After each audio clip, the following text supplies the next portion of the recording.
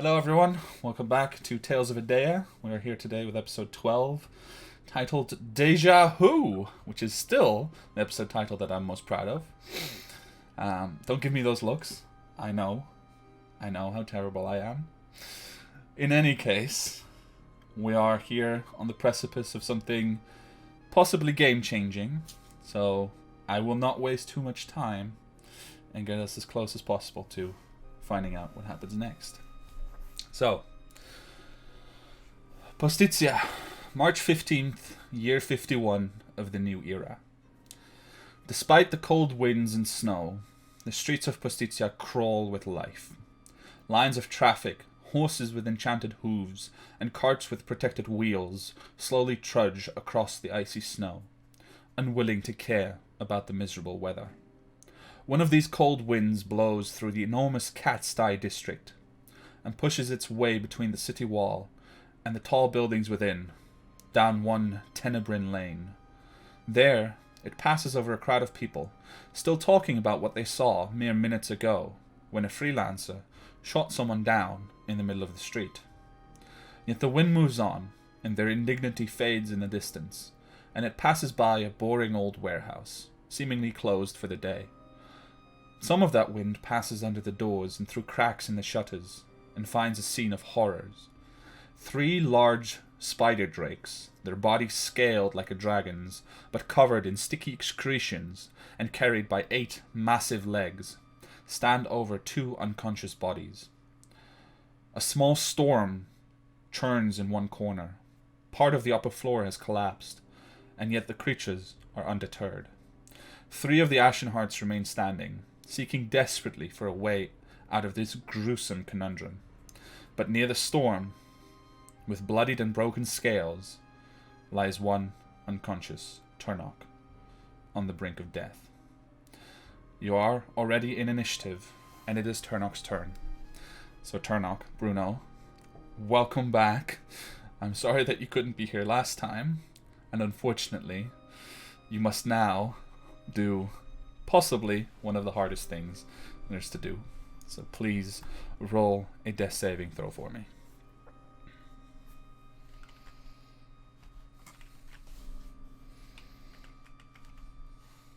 You want to look at it?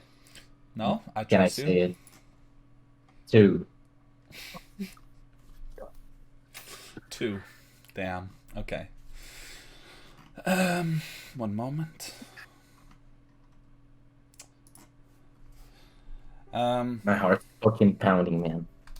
That's okay. Bear with me. So, Turnok, I'm going to move you, as what happens next is only for you, into another audio channel. Okay. The rest of you, feel free to discuss as you go. Alright, Bruno. 1 second. Pulling you up again. Turnok. The world around you goes black, and you feel nothing. Endless, dark nothingness. Yet you are there, somewhere, and you almost feel like your eyes are closed, unable to be opened. But the peace that you hoped would wash over you fails to arrive. Instead, something tugs at you, at what is left of you, at all that has ever been you.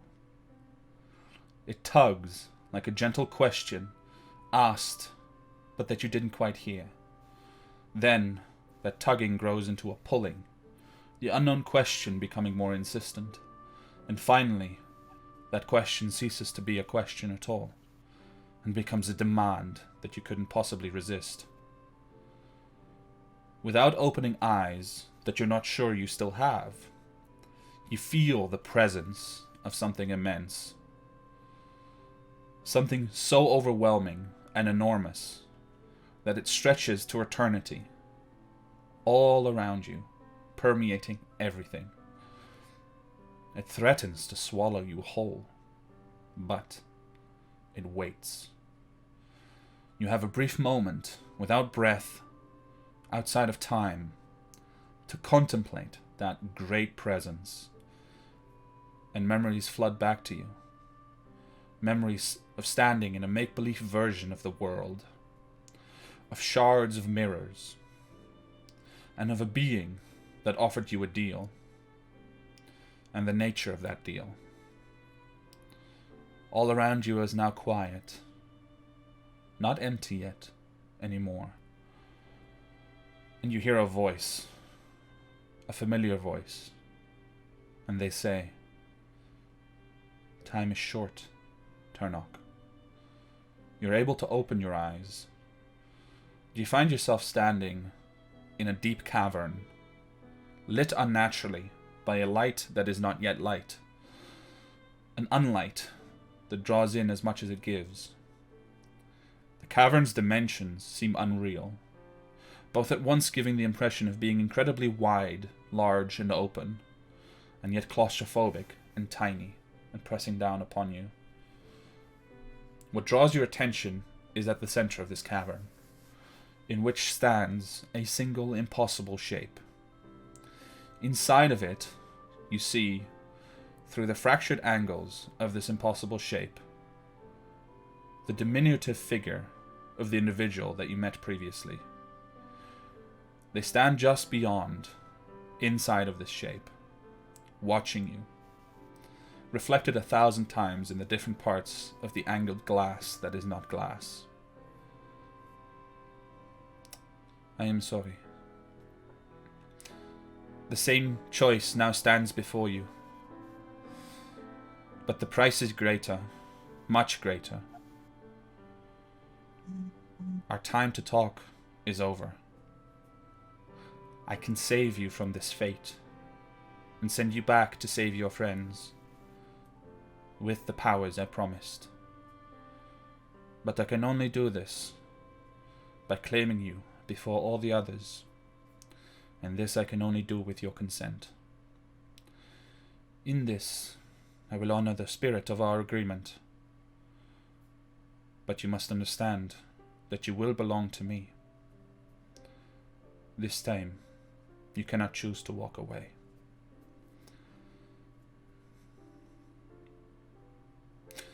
Or you can move on into the beyond. What is your choice?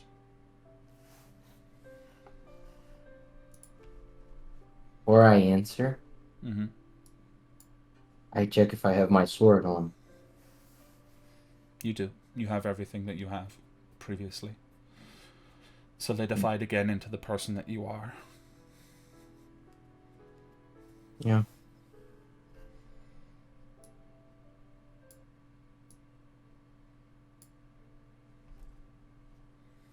I accept the terms of the deal as I had once before.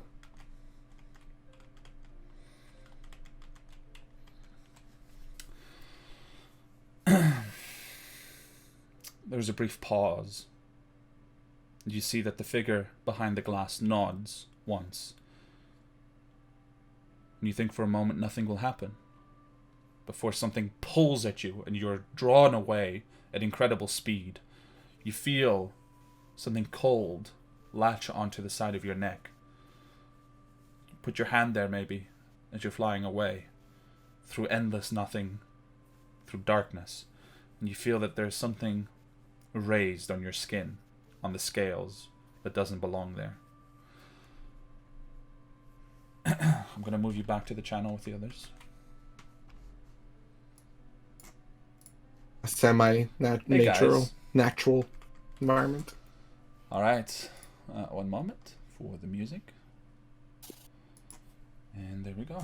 Welcome back. Barnek or Turnock rises as an angel transformed with 200 hit points. Of course. But also, Okay. those of you paying attention... Sorry, you want to say something? No, just go on. Okay. Go on. Those of you paying attention watch as Turnock, barely breathing on the ground, stop breathing. And for a moment, you grow hopeless. But then, you watch as his fingers twitch, and you hear a distant crackling of water suddenly freezing to ice You watch as an icy sheen covers him, and he rises to his feet. Tarnok, you awaken with a gasp, feeling very cold. Your skin and armor covered in this icy armor. All your wounds healed to full and ready to fight. So, what do you want to do with your turn?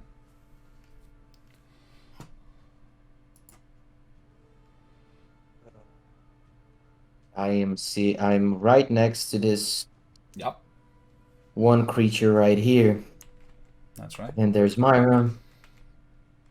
I am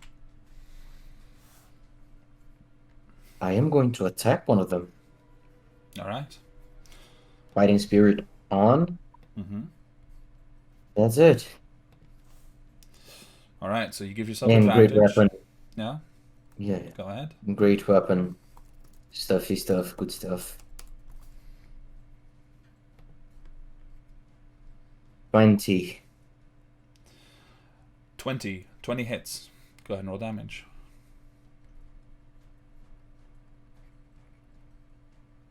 19. Wow. So, Tarnok rises, immediately turns around, calmly puts his blade into a fighting stance, and begins cutting at the nearest spider drake, carving off a good portion of its flesh and leaving a gaping wound on its torso. It suddenly, it doesn't seem to have very clear eyes, but it still turns its head to Tarnok, and in its body language, everyone can read a measure of surprise as Tarnok suddenly stands before it again. You have another attack. Yes, I'm going for it right now. All right. I also have 5 temporary hit points. I forgot. Just to clarify, did you attack the one to the right or to the bottom of you? I was thinking this one. All Yeah, right. right. All right. And attacking again. All right, go for it. Let me switch everyone over to the... 22. Very nice, that hits. I'm going to switch everyone over to the bottom map real quick. One moment. And that is 23 damage. Wow. Okay. So that is some seriously hefty blows from Tarnok as he carves into it twice for a total of 42 damage, if I understand correctly. Yes. Ooh. That's correct. So yeah, as you cut and cut, actually one of the legs comes clean off. A spray of like acidic green blood coming out. You manage to dodge it easily. And you face off with these two who suddenly, the two around you both focus their attention on you immediately. I still have my movement, I'm guessing, Yeah. and reaction and stuff. Yeah. If I could use that movement to just look behind me, locate the others, and yell, "Someone grab Myra and get out of here." I'll yell that to the top of my lungs. But okay, so you my all hear language Turnok's is voice very suddenly coming in. Barnak, your turn.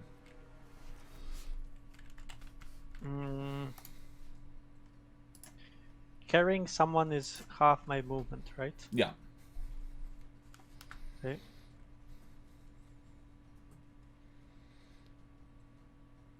I don't know. Okay.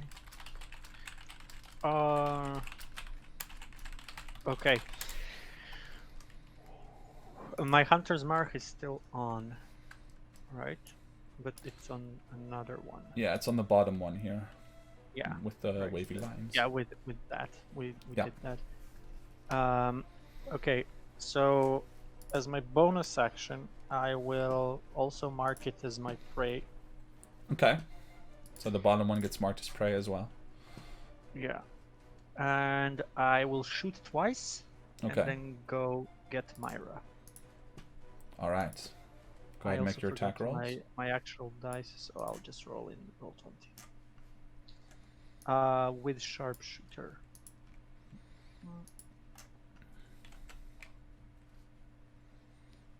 That is 23. With sharpshooter, that hits. That's hold on, and plus 3d6 because I still have fire arrows. Yeah, so fire arrows, hunter's mark, and your prey thing. Right?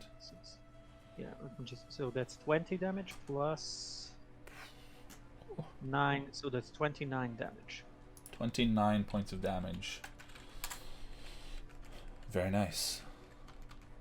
And I'll shoot one more time. Alright. So, Barnack, taking in the command from a arisen Turnock in stride, immediately fires off 2 fiery arrows at the bottom, the furthest away, Spider Drake. For an 18. That does just barely hit. Nice. You watch as it like sinks into the armor, and you think for a moment it hasn't had any effect, but then at the last second it actually seems to push itself forward, almost unnaturally so, into the flesh beneath. And that's 6 and 20, 28 and 6, 24 damage. Wow. All right. Are you still rolling for the flame arrows, by the way? Yes. You shouldn't. So Oh. you should subtract one of them because I cast Storm Sphere, which is also Right. concentration. Oh, okay. So that's minus Sorry 2, about that. minus 3. That's +5 again. yeah. All right. So yeah, despite the lack of flaming to the arrows, they still strike true, and like they find places just in the scaly armor of these spider drakes to penetrate into the tender flesh beneath. And you watch as the one that Barnack has been attacking, the one that's been taking the most damage, definitely kind of rears up, and looks back, wants to retreat, but at the same time, it obviously can't back up into the storm without taking more damage. All right, Barnack, and then you wanted to move and go to Myra, correct? Yeah, I'll go and try to protect her. Okay. Very good. Then we go to its turn. It will move out of the storm, but it starts inside the storm, which means it has to make its strength saving throw? No, it's either when it appears or when it ends it there. So Okay. So it's I don't know about it's difficult terrain, so it does spend 10, twice as many. Yeah. So it spends 10 feet of movement to get out of it. But once it is outside, it will... it has already used its poison breath. It will use its bite and its claws. So that's 1 bite, 2 claw attacks against Barnack. It's a natural 20 on the bite. Oh, jeez. Fuck. I'm not going to use this die anymore. The metal dice are too good. That Bye-bye. is a dirty 20 to hit. Still hits. And that's a 25 to hit. Okay, that didn't go any better. That doesn't. That's a lot of damage. Alright, let me do the crit first. That's lethal. And that should be illegal. So that is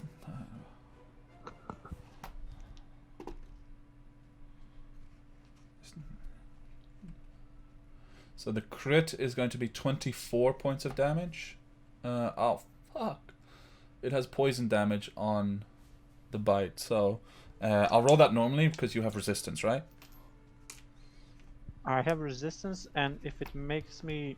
It's not a Do a saving saving throw? It's just poison Yeah, damage. okay. It's just the damage type. So that is total of an additional 9 points of poison damage. Which it would be 18, but since you are resistant, it's 9. Okay. Okay, so that's the bite. And then 2 claw attacks that hit. Keep subtracting. I want to know what's Yeah. going on. It's going to be... I rolled 10. Is a 14 on the first one. And 8 plus 4 is 12 on the second one. 47, 12, that's 59. I am down. I had 58 health, and I'm at Jesus fuck Christ. 59. Hold on, you took how much from the first one? 20... 24 plus 9 for 33? 33 plus 14, Oh yeah, 47. 40. Wow, damn. 12, 59. Okay. So So yeah, you see Barnack running forward, and Don't worry, Myra. I'll say. Okay. After its turn, the door behind you guys creaks open to the street, and a black hat comes rushing in. Let me move him onto the floor here. Make him visible. So in this case, the tokens are not necessarily representative, they're just generic tokens, but one of the black hats comes running in with their traditional armor, the black cap on, and ready for a fight, and seeing just the absolute mayhem that is going on, he is going to rush out forward, and he is going to use his heavy crossbow to fire at the one that is towering over Barnack, and which is essentially towering over 2 unconscious people. So 1, 2, 3, 4, 5, 6. And let's see if he hits. That is going to be a +4 to hit only. Let's use the good die.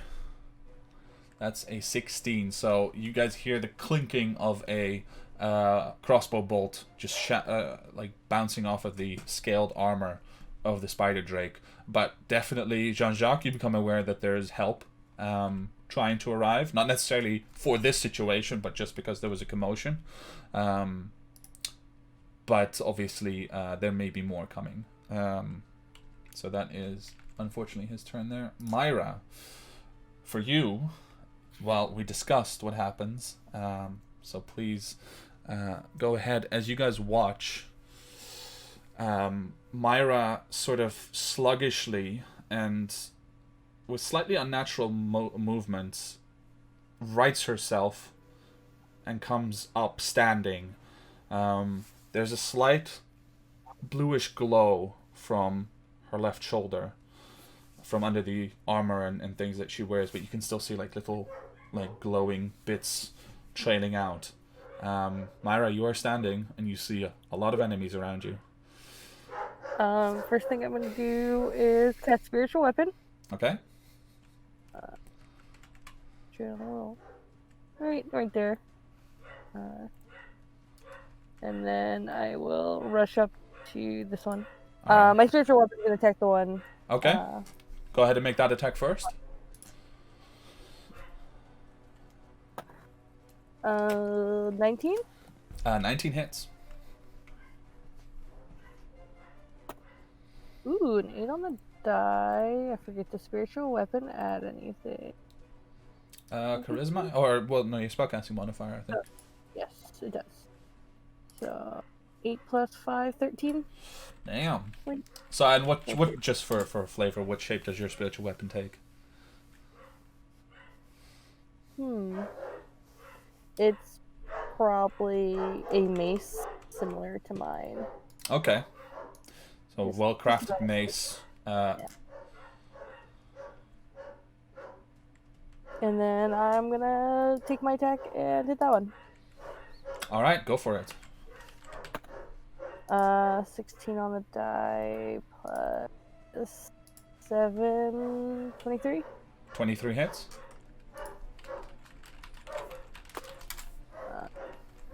7 points of bludgeoning damage. Damn, okay. 7. So both of the ones, both of the southern ones, let's say, on this map, have been savaged pretty badly. Like, they've done a lot of work on you guys, but they also look pretty wounded themselves. They are bleeding from several places, their scales have been cracked or shorn away entirely by a sword, and they are definitely looking hurt. The final one, however, is looking pretty good still. Next up after Myra is another spider drake, who is going to use its action to fly. Not allowed to do that. What the fuck? Well, not its action, sorry, its movement, actually. You've got a good point. And that will provoke opportunity attacks from you guys if you wish, so please feel free to attack as it flies away from you guys. So it goes at double movement speed. It's going to be 10 to move 5, 10. I'm guessing that, Great Weapon Master these stuff are these applicable to? Yeah, if you want. That's Yeah. everything. Yeah, they are. I was just checking. 18 for me to hit.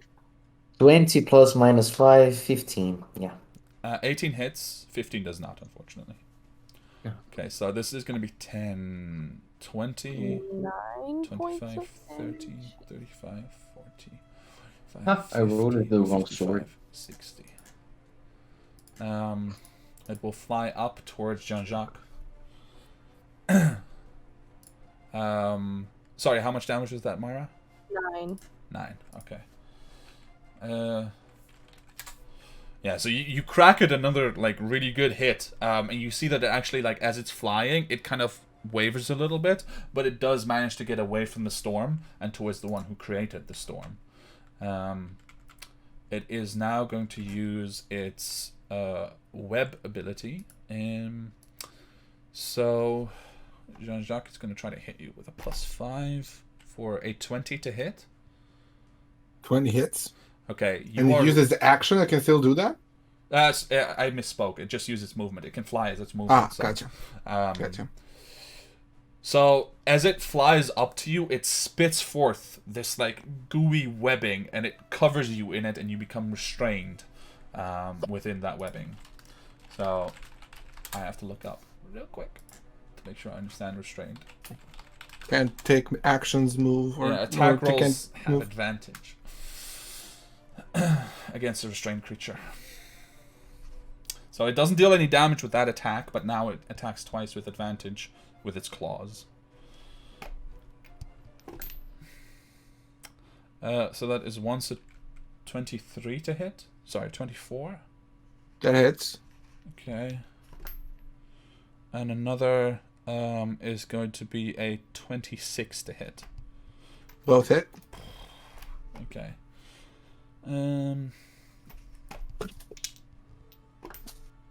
That is going to be, for the first one, 9 plus 4 is 13 damage. And 14 damage for the second one. I'm rolling so high on these d6s, you guys. Because this is 2d6 damage, and I'm rolling like 10 minimum on them. Storm Sphere remains up. Alright, good. That is its turn. Then we come to Tani. You are standing between, like, it's essentially between you and Jean-Jacques now, landing with its like bulbous spider-like shape and back end towards you. What do you want to do? Okay, I see the spider drake, and I also look at the other ones, and I see Barnack down, and Myra's up, and okay, I'll run towards Barnack, and I think, yes, I have 45 feet, that's Yeah. enough. And I'll take him bridal style, or, yep, the Okay. fastest way I can, and then step of the wind to dash Okay. somewhere. Let's see. Okay, so you get 2 Barnack with 35 feet of movement. That means you have 10 left, and then you have 55 to carry him away at half speed. That's going to be, let's make it like 30 feet. I'll round up generously because you are, trying to save your friend. So you can carry him 30 feet in any direction that you wish. So just move your token, and we'll move Barnack to you. 30 feet. Maybe. Oh, wait. Maybe here that's 25, but 30 will be closer to the other spider drake, and I don't want that. Okay. So, there. Alright, so Barnack, essentially occupying the same space now, gets pulled along by the very strong Tani trying to save her friend from any more imminent danger. Very good. Jean-Jacques, it is your turn. So this is like, the webbing is kind of like adhering me to the ground, right? Like I'm sort of glued to the ground. Yeah, pretty much. And to the Oh, best and of my sorry, understanding, you can try to break free, obviously. That's a strength check. using an action, right? Yeah. All right. So before I do that, I will kind of just like, after being hit, spit some blood to the side, smiling and smiling a toothy, bloody smile, and I just look up towards the ceiling and take out the timepiece from my tunic, and I'll say, kind of just like, "Well, I sure hope that our agreement extends this far," and I will point it up at the creature, and I will cast Time Stop. Okay. So immediately, the air around you grows still. All of the sounds of the battle, of the world outside, grow distant. So you have to roll, I think, to get the amount of turns that you get. Yep, 5. 5. So you have 5 turns to act in the manner that you choose. Righty. So, firstly, I will use a. Let me just figure. It says I can use my. Best creature will take one for the spell. During which you can use actions and move as normal. Actions, plural, meaning bonus and action. I would assume. So you have a whole turn, right? So you can move, action, bonus action, etc. And check with me if you want to take specific actions that you think might break the spell early. Yeah. Because I have a slightly different interpretation of what you could do under time stop. So just check. All right, cool, awesome. So the first things first, I'll use my action to try and break free. Okay. Go ahead and roll your strength. 15. Unfortunately, that is just not enough. So as you begin to struggle, like just barely, the webbing will not break from that. I will use a sorcery point to reroll that. Okay. On this turn, I think that's a bonus action. Let me just double check. You can spend 1 sorcery point to reroll, and you must. Oh, it's just okay. Happens. It just happens. Okay. Nope. I will then try to have anything to do with my bonus action. So the first turn's done. Mm-hmm. I will use an action to try and break free. All right, go for it. 16. That breaks free. So finally, with you struggle and you looking up at this monster. Finally, you manage to tear away part of this webbing, and you get your hands free. Like your clothes are still sticky and stuff, but you are free to move. Okay, 1, 10, 15, 20, 25. If I were to use a healing potion and use an action to try and feed it to Barnack, would that break the time stop? Let me check real quick. It says that if it influences any other thing, but you said ask, so I might as well. Yeah. Let me see. I will say, I think you can you could set it up in such a way that it doesn't take effect until you're done. So essentially, you kind of like inverted, but at a slight angle. Exactly, right? just pour it, you set it up, okay. Yeah. And then you wait. Yeah, so I'll do that. Then, so that was, I guess I use my action to break free and then my movement, and I have to end my second turn. On my third turn, I'll use an action to feed the potion to Barnack. Yeah. At a slower rate. Then I will 1, 2, 3, 4, 5, 6. There, I don't have an action thing. Can I use something? This is a concentration spell. This one. Keep in mind, I just realized this also shaves 5 turns off of your concentration for the Storm Sphere. Good point. Think I'll still have a. You should still have. I'm pretty sure 3 or 4 turns. Yeah, it's really. You only had it up for 1 or 2. I think at least 2 at this point. Yeah. Yeah. Okay. And this one is not a concentration spell, but I don't speak the language. That won't work.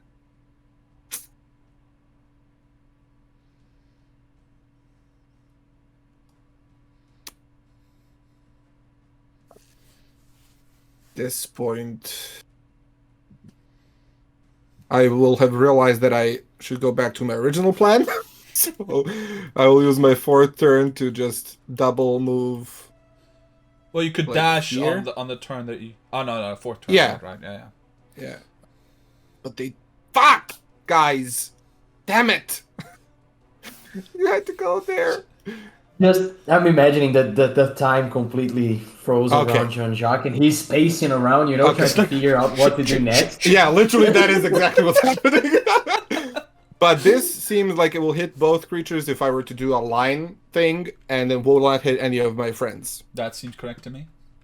All right. And then I will take my fifth and final turn. Okay.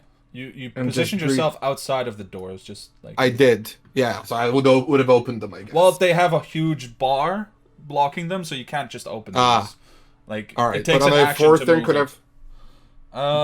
Right. Well, I Oh, wouldn't have you had could to use have, my... yeah. You could have, moved it. Okay, so on the fourth turn, Okay. you open the bar, you push up the door thing, and it's this really weird thing where like you let it go, and for a moment it begins to fall, and then it just floats in midair, and then you Nice. you pull open the doors, and it just floats away over your head, slowly, like inheriting some momentum. Yeah. What do I see in front of myself just before I start acting? Just a full open street full of people, crowd, etc. Moving everywhere. Very much unaware. A few people like standing in a group off to the side, pointing at the warehouse. Obviously, there's been sounds coming from the inside. All right. I just kind of shrug, take a moment, toss a coin into the air, and then I guess halfway through I realize it just stops in the air. Cause Yeah, it's like it leaves your finger and it goes up a good like half a foot, and then it's just... Oh, fuck. Yeah, I just look at it.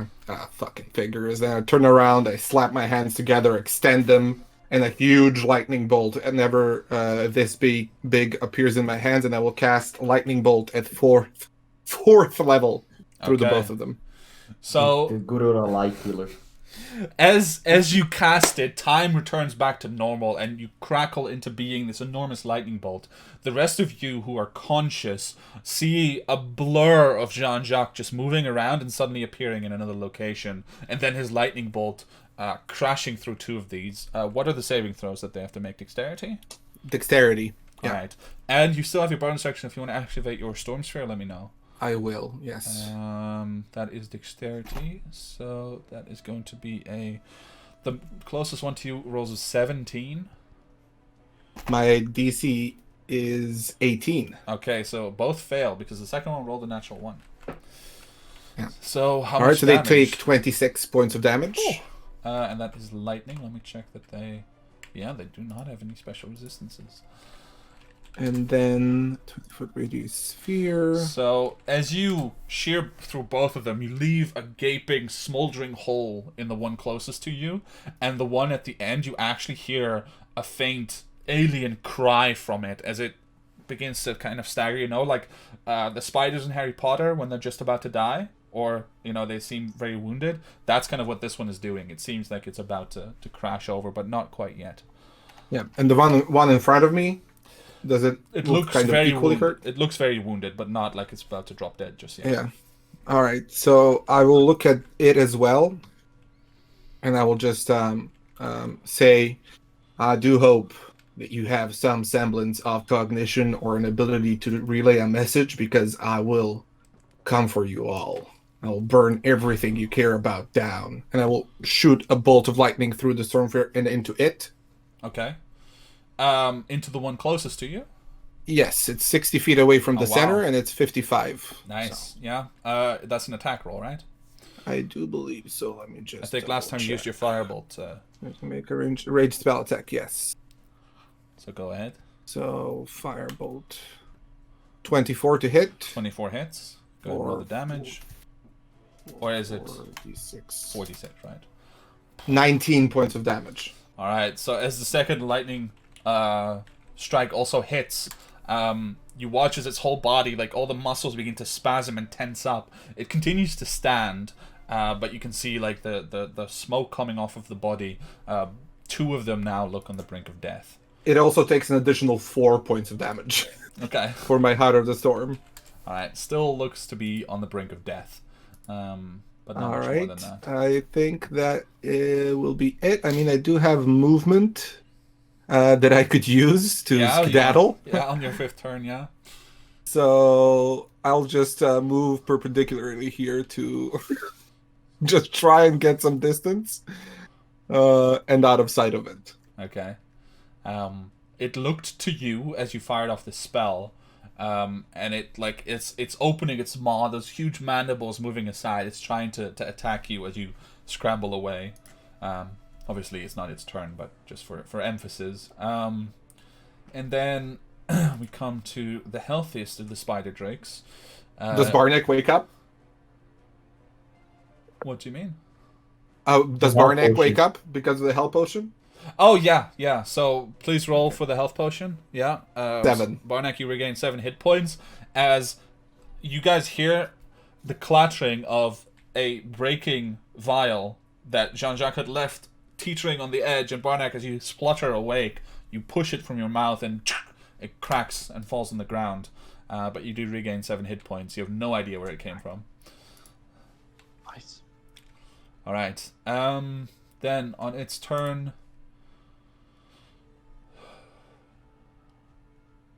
The one from the bottom now, right? No, the one that's not next to you. No, the one next. Yeah, it is going to... Seeing what's happening...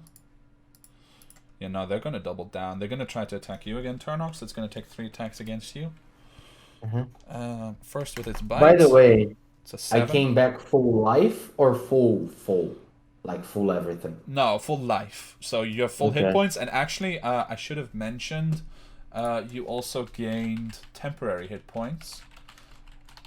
In accordance with something that I will send to you. But Okay. you gained 5 temporary hit points as well. Are these stackable with my fighting spirit temporary hit points? Yes. Okay, so it's 10. I currently have 10 still. Yeah. Yes. So I sent you the details on Discord. Next up, the spider drake is going to attack you. So it failed. The first attack was a 10 to hit. The claws is going to be a 25 and a 23 to hit. So I think both of those hit, right? Yeah, the second, the last two. Okay. So on the first attack, it hits you for 10 points of damage.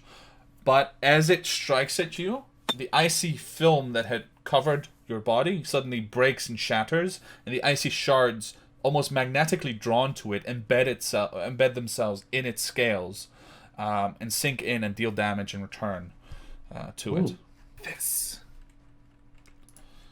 So it takes some frost damage, and for its second attack, doubling down, it's going to deal 8 points of damage. This time, no more icy film, so it does not reflect anything. But you take an additional 8 points of slashing damage from its claws. Scratch. Yes, the scratch. All right, that is its turn. The doors behind open up again, and Jean-Jacques, actually, as you finally have a moment to look around, you see scrambling inside is just like the shape of a person, of a black hat as well,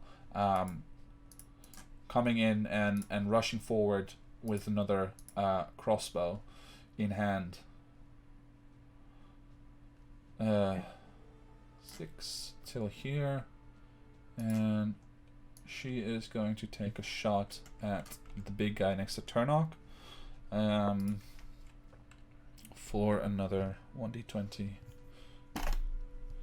Ooh, that's an 18, so that's 22 to hit, and that will deal 9 points of damage. So Turnock, you hear the sound of another crossbow going off, and this one actually embeds itself in the one that was just attacking you. Looking over your shoulder, you see another black hat, but one which seems to have an insignia on its chest, probably a sergeant of some kind, who has stumbled in to help as well. Turnock, it's your turn. Yeah. Well, she's gonna take some. So, last fighting spirit. Weapon master, all of the good stuff. By the way, I had second wind as well previous session. Okay. Okay, so boop. Didn't hit. No, the I'm 13, going for it unfortunately, it actually manages to kind of rear up and with one of the legs just pushes away the strike.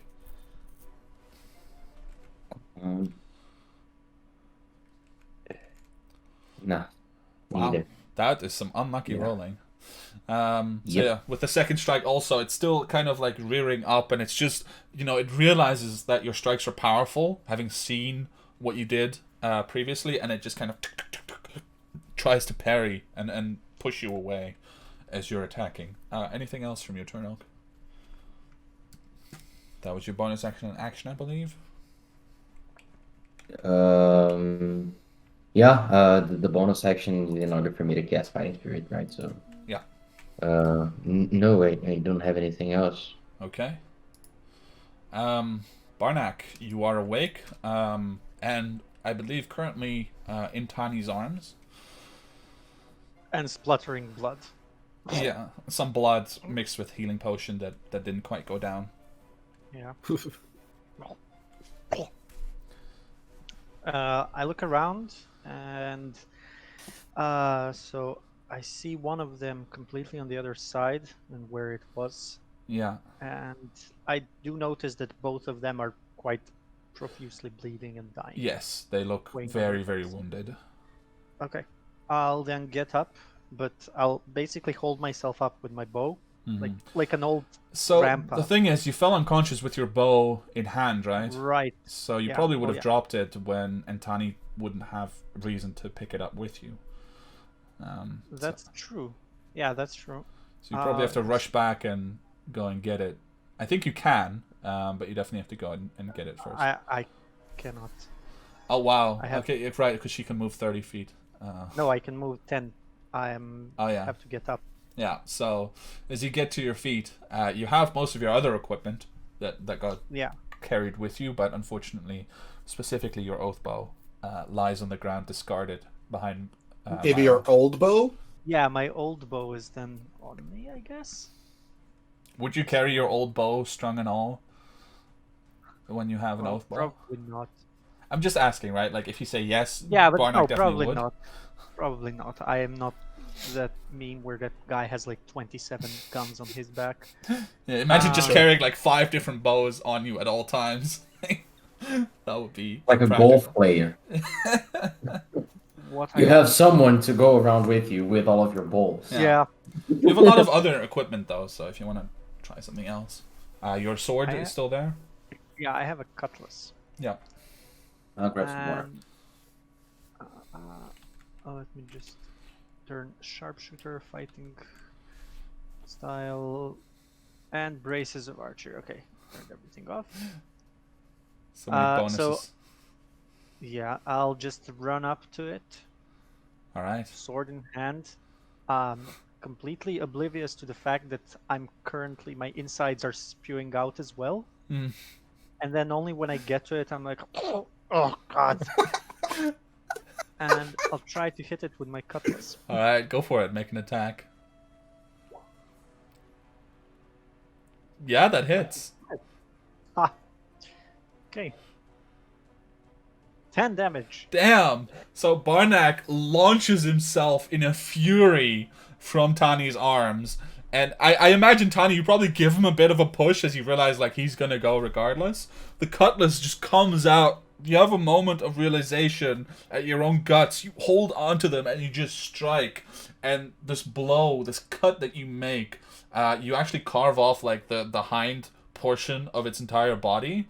And it just begins spilling viscera out onto the floor. These toxic things, organs that spill out before you and onto your feet, onto your boots. You kind of have to stagger back a bit to not get too much of it on you. But the whole creature just kind of staggers, wounded, looks over back at you, and then the legs just give out and it just crashes to the ground dead. You also realize now that with this attack and along with Jean-Jacques' lightning bolt, there is a whole crowd of people outside who are just now looking and seeing the creature begin shouting and screaming and running away. Alright. Okay. As my second attack, since I have my hand axe on me, can I throw it as well? Yeah. Hand axes are for throwing, so yeah. Yeah. I'll try to throw it then at this one, at the other one that's dying. Okay. So I think that at it can go up to 60 feet, so that would be a disadvantage. It has a 20-60 range. Yeah. So go ahead and make Well, an it's Sharpshooter disadvantage doesn't anyway. apply to thrown weapons. What? Does sharpshooter apply to thrown weapons? No. Well, it does. Maybe. I don't know, but no, there's no let me check. sharpshooter here because I'm just throwing it. Well, no, but along the with- feat itself means that you don't have attacking at long range doesn't impose disadvantage on your ranged weapon attack rolls. Right. So yeah, no my- disadvantage. Yeah, my might finally, my hand finally just grabs that hand axe that I've been carrying since day one, Yeah. and I chuck it at the thing. I'll just use my oath bow because Correct. I didn't click it there. Correct. By the way, But doesn't it Kevin, I wait? just Doesn't it checked use strength? A hand axe? It does. If it does, then. So let me yeah, check. you can still roll the oath bow. We just have to subtract your dex and add your strength instead. That's -6. You have a -6 to strength. No, -2 and Oh. +4 to dex. So it's Oh yeah, yeah. so yeah, it's +1. I'll just roll one. Roll. Kevin, 1d20 me plus and one. Tani are the screens are mixed up in the stream. Oh, thank you. Yeah, I had to switch. I forgot about that. Nice. Did you crit?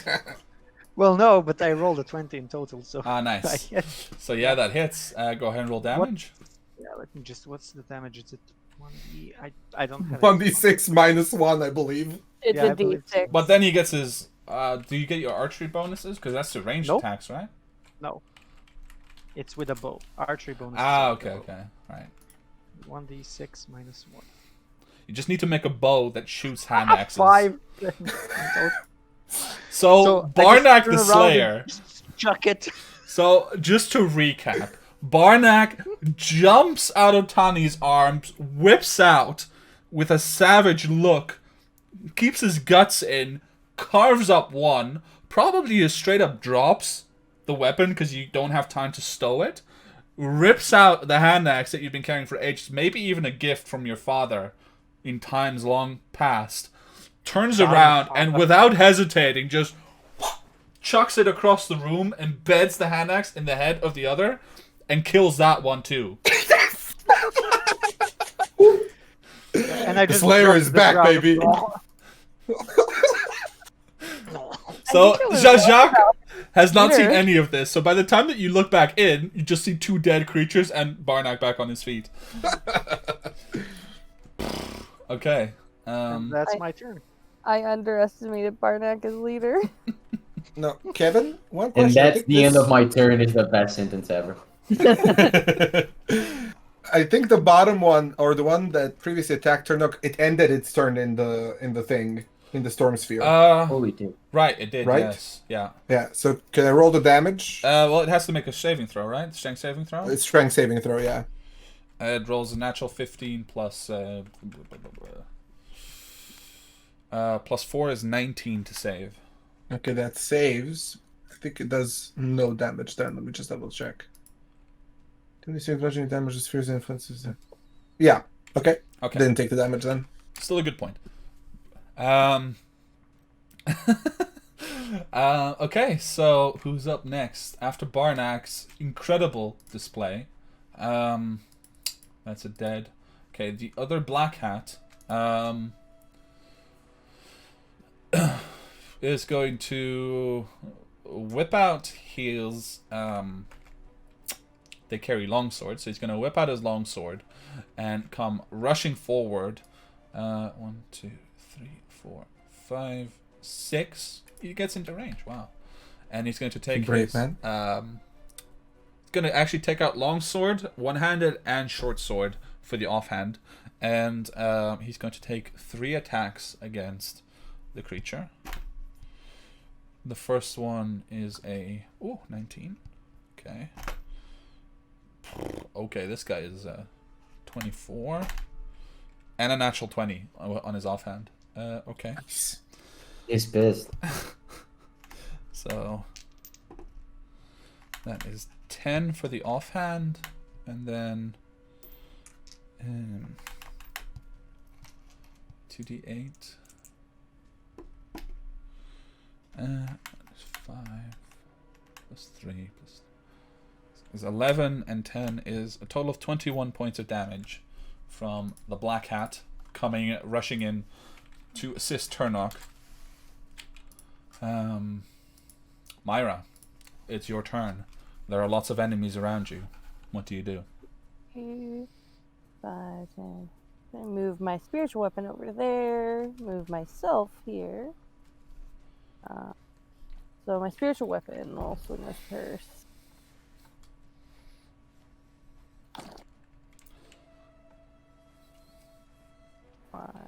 Okay. Spiritual weapon. That's a 16 to hit. 16 unfortunately does not hit. And then my main mace attack. What do you mean by there are many enemies around you? What indeed? 17 to hit? 17 also unfortunately does not hit. Okay. By the way, could you make 2 wisdom saving throws? One for the last round, which I forgot to ask you for, and the next one. That's a 16 for the first one. Okay. Does not succeed. Roll the next one. That's a natural 19 plus Okay. 9. So as you attack twice, your muscles acting almost of their own volition, you blink and finally you come to your senses, looking around, realizing probably that there were some additional things you were going to do once this thing was dead that you are now no longer forced to do. All right. After Myra's turn, Tani, it is your turn. After launching Barnack, I'll be like, "Oh, I forgot your bow!" And I'll run back towards where the bow was, around here, right? Yeah. And then run back, but Yeah. step of the wind so that it's a bonus action. Okay. The dash thingy. Okay. So yeah, you have you spend another key point for a total of 90 feet of movement, and you can definitely grab Barnack's bow and get it back to him if that's what you want to do. Yeah. And I'll give him back. I won't throw it, but I'll Yeah, catch impales him in the head. Just through the eye. The strike point through the eye. Okay. So Barnack, Tani arrives behind you, holding your oath bow. Well, not behind you, actually, right in front of you. You see her, like, rushing back and forth right as you're still admiring / grateful for the final axe throw. Sorry for not giving you your bow, but that was cool. Teach me that move sometime.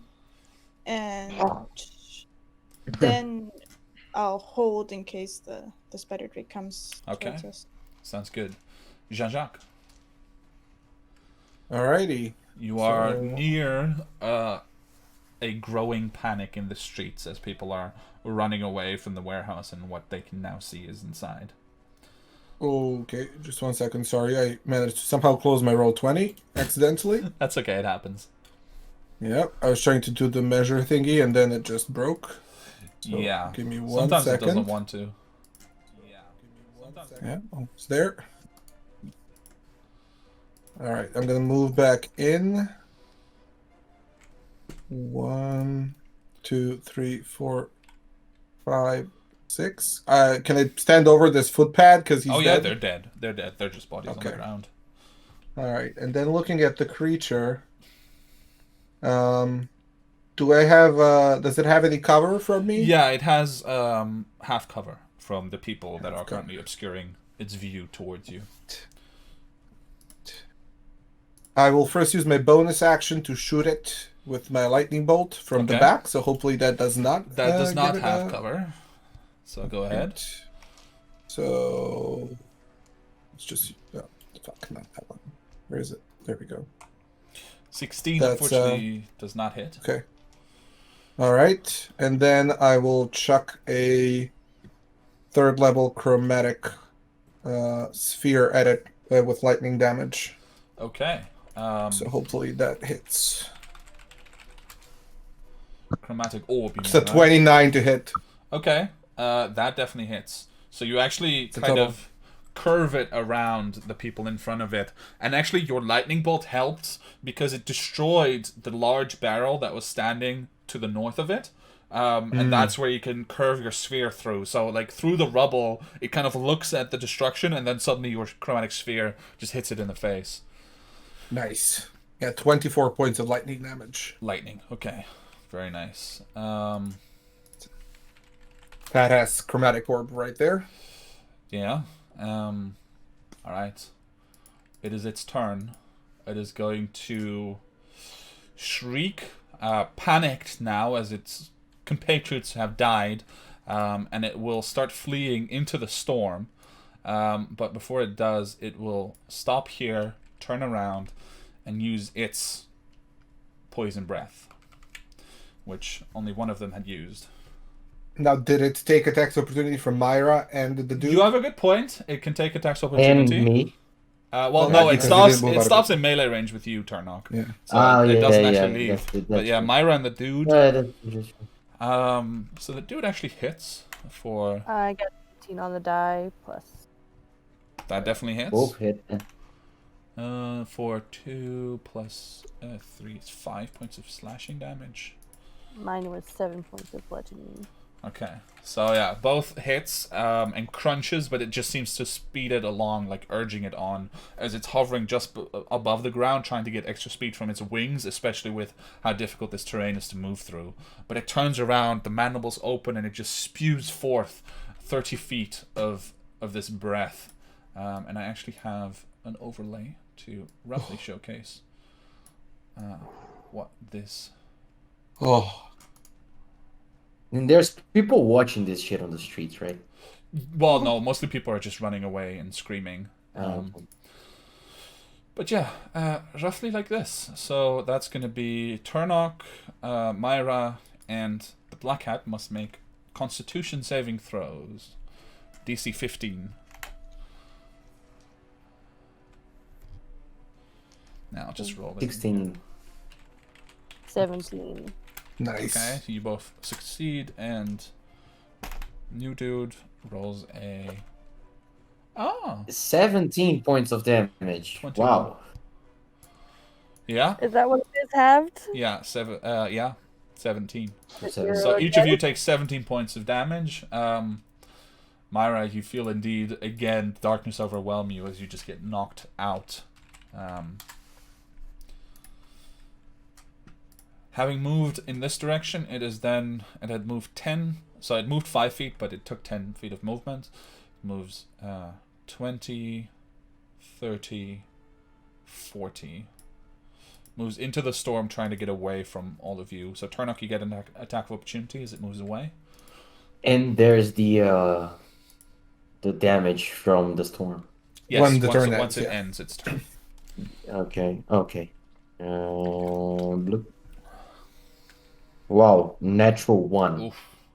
So Yikes. as you go to swing, one of the pieces of debris that the storm has swept up actually just intercepts your swing entirely.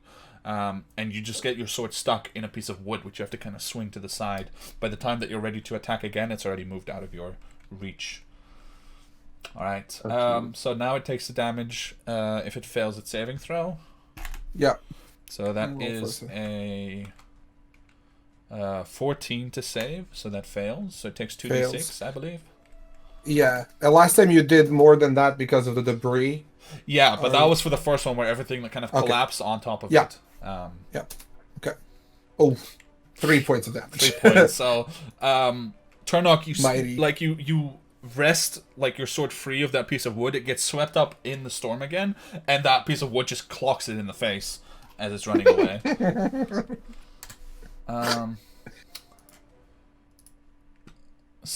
The sergeant comes rushing forward. Charge. 3, 4, 5, 6. Yeah, that's pretty much it. They're gonna stand there. They're gonna take their shot. I think attacks into the storm have disadvantage at range, right? With like arrows I and need to stuff. double check. Yeah. That would make sense.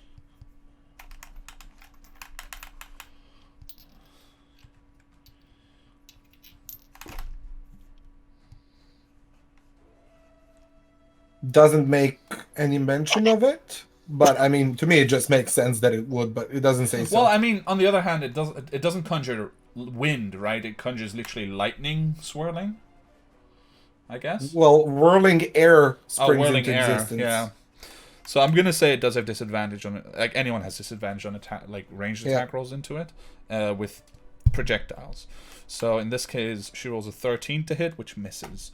As she misses and she starts reloading the heavy crossbow again, she just like raises her voice. Obviously, there's quite a commotion now, both outside and with the storm inside, and she just goes, "What in the blazes is that? Can we kill it?" And she just looks over to the three of you that are standing closest. And it's my turn, right? Or yes. she's loading it. I'll answer in my turn. Yeah, it is your turn. So go ahead. Oh, doesn't she have another shot? No. Oh, it's a heavy not? crossbow, like, and they're not like proficient crossbowmen, so she just can't get closer. So, so before I do anything, I just reply, "We killed 2 already. This is just one more." And I am going to get into the storm. Okay. Does it affect And I'm gonna hit allies, Nicola? It does affect allies, but it says specifically when it appears or when the creature ends its turn in it. Ah, okay. So you can actually move through it. It just you move at half speed inside of it. Yeah, you do move it. It's difficult terrain. Yeah. Yeah. That actually doesn't matter. I'm going to finish my turn in there anyway. 1. So that's 10 feet of movement. I cannot move. Yeah, that's 10. Yeah. Exactly. So that's 10. You can move 30 though. Like you can move 3 squares for 30, and then you're right next to it. Yeah. Can I cancel it as a reaction? The spell, if I wanted to. No, I don't think so. No. Fair.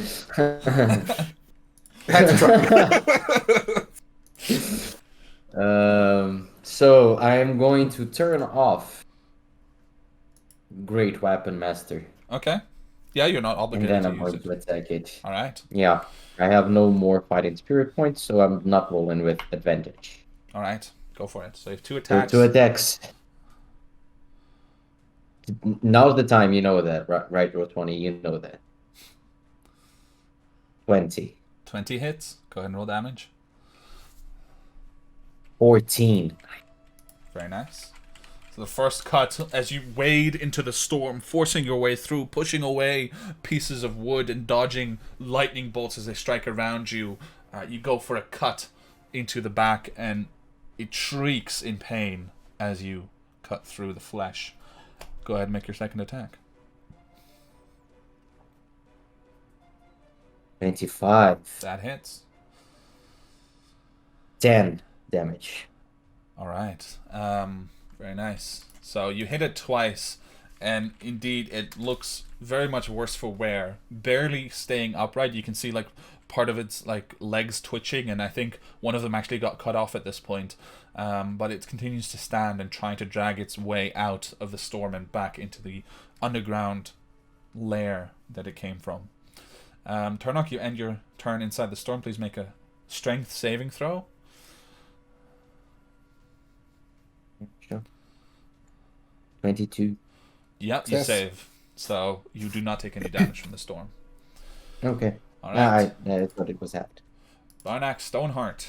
Tani stands before you with your bow in hand. What would you like to do? I'll basically hold Tani to get up again, because I sat down in a pool of my blood. And as I do, I'll just put the bow on the ground, not place it on the ground, but basically pierce the ground with it, so I can hold it properly, and then I'll try to shoot it twice. Okay. Sure. Go for it. I would say... And it's a disadvantage, right? Yeah. You can definitely make the shot, yeah. Just barely, but, yeah. Okay, let me just click disadvantage and turn on things. I forgot. There it is. No sharpshooter shot though because it is disadvantage. Oath bow. And that is 19. 19 hits. Just, but it hits. That is 14 damage. All right. You shoot into the storm, and actually, you manage, instead of trying to shoot just straight through, you manage to align your arrows so that it will carry on part of the wind and then get pulled into the creature. And it gets pulled like right into the neck, and it begins to rear up, and it starts to dance like the other one did as it was dying. This one is just barely standing, but go ahead and make your second attack. You fucking spider fox. 15. With the second arrow, unfortunately, it just gets carried away in the storm, joining the debris swirling around Turnock and this creature. All right.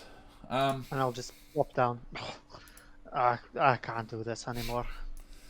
All right. Bursting in through the doors behind you guys are two more black hats in similar gear as the first one that joined. Regular black hats that patrol the street. As soon as they see the commotion and they see their sergeant lining up crossbows, they also whip out their crossbows and start firing across the room into the storm at disadvantage, but nonetheless they do what they can to contribute. The first one's a natural 1, the other one also a natural 1. So unfortunately, yeah. So both crossbow bolts, so small and so propelled at such speed, go straight through the storm, just miss the creature entirely, and embed on the other side in the wall, dealing no damage to anyone. Imagine if you rolled like that when you were trying to hit us. Yeah, that would be something, wouldn't it? Alright. This one is going to lean over Myra and attempt a medicine check to stabilize her. With a 6, he does not do very much to help. Myra, you have a death saving throw to make, I believe. I do. Oh, which die do I use? I'm gonna use this one. 20. No. Natural 1? Damn it. No. Okay. 3. 13? 3. Oh, actually, I have an inspiration left. See, there you go. Fucking hell. Still, a 9. A 9. Unlucky. Okay, so for one failed death saving throw. And the black hat that is leaning over Myra and trying to help her just looks up panicked, and seeing a sergeant nearby, just goes, "Sarge, I need your help. She's dying." And that's pretty much it. There. Tani, you hear his voice as well saying that someone is dying. What would you like to do?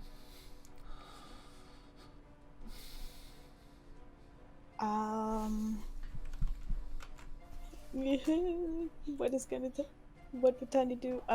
She's gonna move. Maybe have.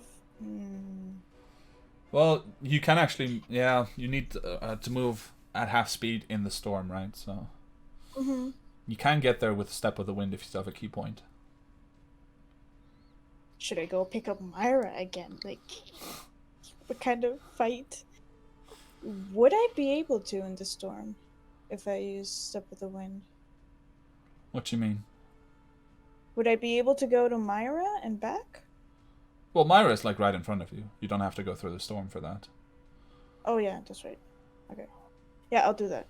Okay. I'll go and pick up Myra again and take her back Okay. as much as I can. Okay. As you do, the man leaning over her just goes, "Bring her to the Sarge. She knows what to do." And he just points in the direction of the woman that, has just finished reloading her crossbow over here. I'll give a brief nod and Okay. So place yeah. myself here. Okay. Brief nod and move in the other direction. Fair enough. They What haven't been was much that? help. Like, That's all good. That's very tiny. Yes. Jean-Jacques, it is your turn. All right. So I will. Before moving, can I see the creature in the storm from where Oh I yeah, am? yeah. Okay. So I'll use my bonus action to attack with storm. All right, go for It's it. an 18 to hit. 18 just hits. You don't have to roll damage because it has 1 HP. So as you get a better look, you crane your neck a little bit, you see the creature, and you just focus a storm, one last lightning bolt. And from the center, it just spears through the creature's chest, and immediately the whole body just slumps to the ground, dead before Turnok's feet.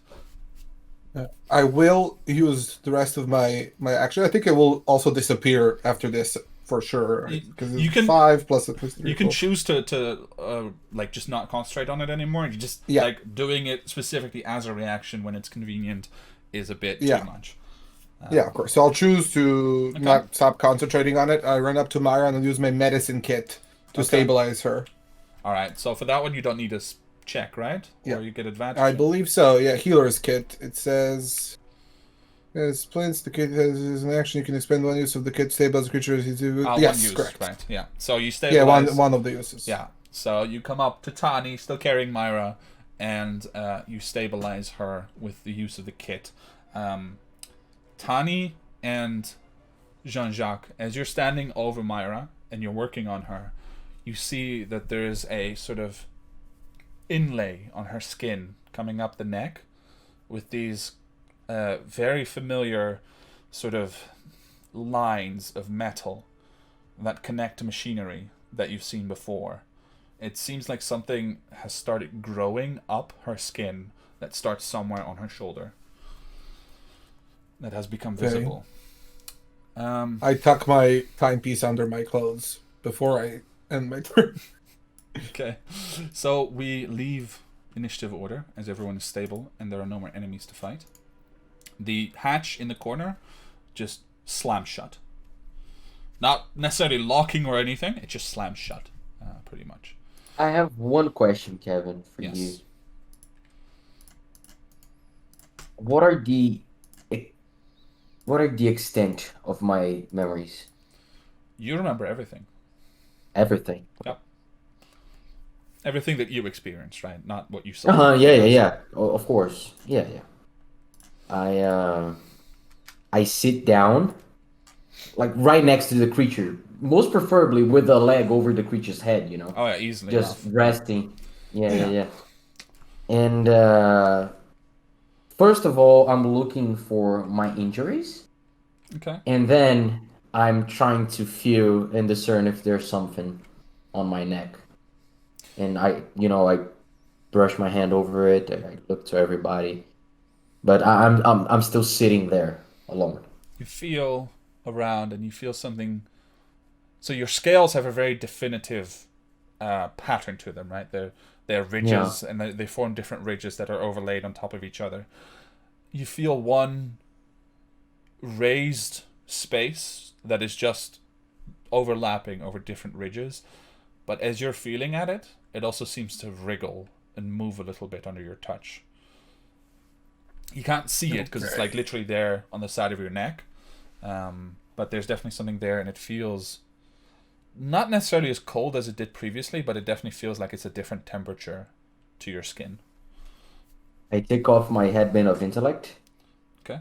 And I wear it like a collar. I try to put it around my neck Okay. because I was thinking of it being elastic enough for me Yeah, to do you can shit definitely like try and that, it's a yeah. headband. Yeah. Yeah, so I want to do that in the attempt of covering my neck. Okay.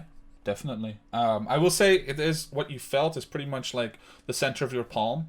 So it's not that big either. It's definitely something that is obscured by this new necklace, if you will. Maybe not entirely, but enough to not immediately draw attention. Yeah, and I'll remain sitting there Okay. for a bit. Okay. What's the rest of you guys doing? I will say that the black hat that was trying to look after Myra comes rushing up along with the sergeant, and they seem relieved to find you guys, at least well enough to stand and take care of each other. So seeing the state of the other three that are pretty much dead in their own right, I stand up and I try to kind of meet the sergeant, and I kind of extending my hand and say, "You came in right at the nick of time, there, Sergeant." Yeah, glad we could. I heard freelancer business, so I'm guessing this is not something you're keen to explain. But is there any other danger that we need to be aware of? Well, there is, I believe there's an underground complex under this place over yonder, and I point towards the hatch. It is filled with potentially more of these creatures, and there are magical contraptions inside, and it's also been, we found a tunnel that goes deeper still, but we weren't able to go down it before, well, we were caught off guard by these and chased outside here, where we were forced to confront them. Wait a second, that's not true. We didn't. I looked even towards go down. You were very hit on the head, Barnack. He's lost a little bit of his senses. They've all been subjected to some form of magic. Being a practitioner myself, I was not similarly affected. Can I listen but to this conversation? Yeah, Is it I would possible? say, yeah, it's now fallen quite quiet because outside you hear distantly some voices yelling, but there's no more anyone out like in the street right in front of the warehouse, and the warehouse itself is quite silent as well. Okay, just want to know. Go ahead, Jean-Jacques. Yeah. I would advise that you perhaps send word to the appropriate parties, and I kind of give them a significant nod, one that people usually say when they talk about She I will forget about it again. She but- pauses immediately and she just grabs the man to her right. He looks a bit startled and she says, "Situation 31." And he just nods and he begins rushing out. He gives orders to the other two, and they set up outside immediately in a guard position. She looks around. Do you plan on exploring this further? I look around as well towards my party's innards, viewing across the floor as well as their barely living bodies. I say, I do not believe so. No, I think it is best taken care of by the officials at this point. I'll get the division on it. Much obliged. She looks around at the footpads dead on the ground as well. Now also covered in a toxic spray that has partially decayed their bodies much more quickly than they should be. More victims? Indeed. All right. And I'm sorry, but I have to ask, what was this about a woman being shot outside in the street by someone in this building? Because that's what we came for in the first place. Would you remind me what was that about? Who shot the woman? Was it Barnack? It was indeed one Barnack. It was Barnack. Did you shoot a red sash or did you shoot Red. Right.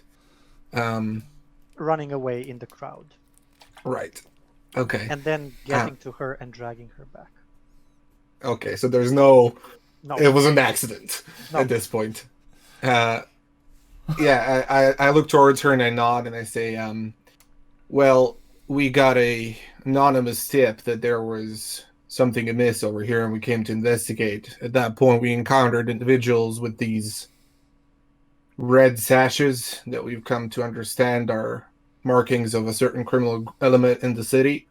And we were encountered. They prevented us from proceeding forward and engaged in combat with us in order to contain the event. My compatriot over there subdued her. All right. She actually sets aside the crossbow and she pulls out a small, very small pocket book, and you can see some notes scribbled, but they're not very well made.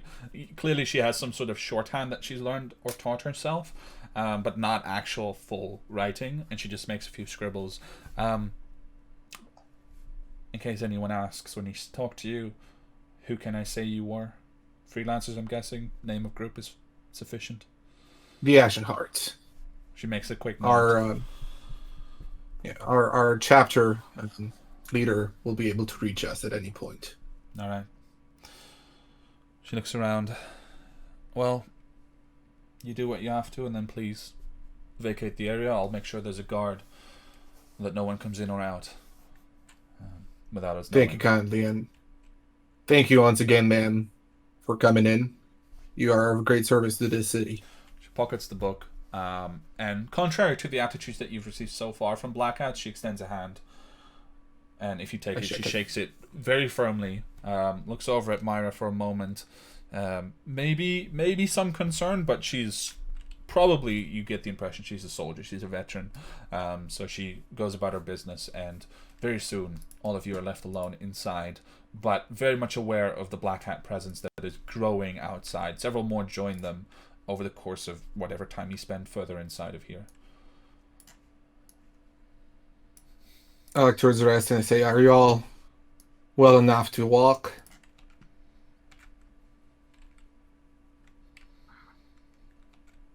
No. I can carry someone. I think you are carrying someone. Oh yeah, I'm still. Okay, never mind. I didn't say that. I know that explanations are in order, but I don't believe that they should be given here. Yeah. Let me just try to get some poison from this creature for some poison arrows later. And I'll just try to get some poison from the thing that I killed. Okay. Go ahead and make a nature check. Oh. At this point, I'm still sitting there, and I'm like super. How do you say that? Like when you're not paying attention to that situation, moment, or place in time, you know. Lost in thought? You know. Yeah, something like that. You could say that. But you know, analyzing the creature, you know, I'm literally just paying attention to the creature's details and recalling over and over and over again exactly what happened inside, you know, exactly what happened, basically, essentially, from the beginning. And, you know, reliving that moment, paying attention to the conversation, that stuff, but mostly studying this creature, fairy tale creature from my childhood, you know, just laying dead in front of me. Okay. I will walk over next to Turnock, but like, you know, with a few paces apart and just stand in this periphery. Okay. And just stand there for, you know, a little while Barnack harvests the poison. All right. Just a quick check. Barnack, what was your nature check? 10. Okay. You managed to get a single vial full of like poison properly. But the nature and the mechanics of the sacks in which the venom is kept, or the poison is kept, is unfamiliar to you. So several of them actually break apart or are empty already before you get to one that you can actually extract properly. So a vial of spider. Yeah, I'll say, you know, like a potion vial, probably an old health potion that you kept the container out of. Okay, done. Jean-Jacques. I just let the silence brew for a little bit, you know, check over my shoulder how close Barnack is, and, you know, seeing that he's maybe like, you know, unstopping and stopping a vial and stuff, I just look towards her and I can say, you think you can walk? Just look at him.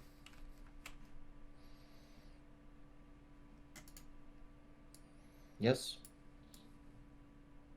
Okay, well, whenever you're ready. Mm-hmm. I you know, not looking, just. Okay. That's it. That's my action. All right. So After breaking a few of those things, where like I finally get that vial and I just yell, "Got the poison!" and like push my hand in the air triumphantly, turn around to everyone. Kevin? We can go now. 80s movie. Okay. So Barnack gets his poison. Bruno, you wanted to ask me something? Yeah. As I'm sitting there, you know, and I, you know, take my legs off of the creature's head, and I'm sitting down, legs crossed, right in front of it. I, you know, almost gently caress the creature, and I look into my hand, and I place my hand on the fallen creature's head, and I concentrate this energy that I don't know of on it. Okay. I just feel it. As you do so, you briefly focus and you do something. And you feel something coalescing in your hand. And there's a brief almost like a cannon went off in your hand, except shooting out from it. And an energy streak has bored its way straight through the creature's head and into the floorboards below, just leaving a very clean line. And as far as you can tell, the energy that came out of it is a sort of deep, dark, blackish purple. And I'm guessing that everybody saw that, right? That's up to you. I mean, Myra's still unconscious. I Tani was is carrying trying, her. you know, I didn't know what to expect, so I don't necessarily made efforts to conceal it. But the action in itself was supposed to be to myself only, I'll so I don't say know. nobody necessarily was paying any attention to you to begin with when you started this. So everyone just looks over their shoulder as suddenly the floorboards crack a little bit beneath you, and as you move your hand away, the attentive amongst you, so Barnack and Tani, definitely, and Jean-Jacques maybe after someone points it out, can definitely notice, that on the head there's just a small hole now on top, which wasn't there before, but it's not something you would have necessarily noticed previously because the body was messed up to begin with. Okay. I thought I had like exploded the creature's head. No, it's like it's a very fine line that went straight through, like a bullet, but a little larger. But all of you heard the cracking, so yeah. I dropped the creature's head on the ground. I did not necessarily drop, but I place the creature's head on the ground. I stand up and I go ahead towards the rest of the group. Okay. That's it. With your headband of intellect still around your neck, right? Yes, very much. All right. So, you guys, where do you want to go? I forgot my hand axe. Just a moment, and I'll waddle away to the lower one and pry it out of its skull. So you get your trusty hand axe back. Yeah. You're not leaving me yet. That should never leave your side anymore. Nope, that's my new weapon choice. Never gonna shoot a bow again. He's just gonna learn to use hand axes. Someone said Can we something. go to the tavern to check on Finn? Yes, let's. Right, that's why we started all this. And someone needs to explain a few things. Mm-hmm. All right. Jean-Jacques, are you absolutely sure we shouldn't go down there? Oh yes, I am very. We are having this conversation outside or inside the warehouse? No, I guess we're getting ready to leave. Yeah, Okay. Like at the door, you were about to step outside, and then someone raised the point of like, okay, what did you ask exactly? Are you sure we shouldn't go down there again? Very sure. We were very adamant about going, and then you We've stopped gone us. down tunnels before, yeah. We went. I will explain everything, but we went down there. Okay, I need ale to get my innards back into order. And why shouldn't we come back?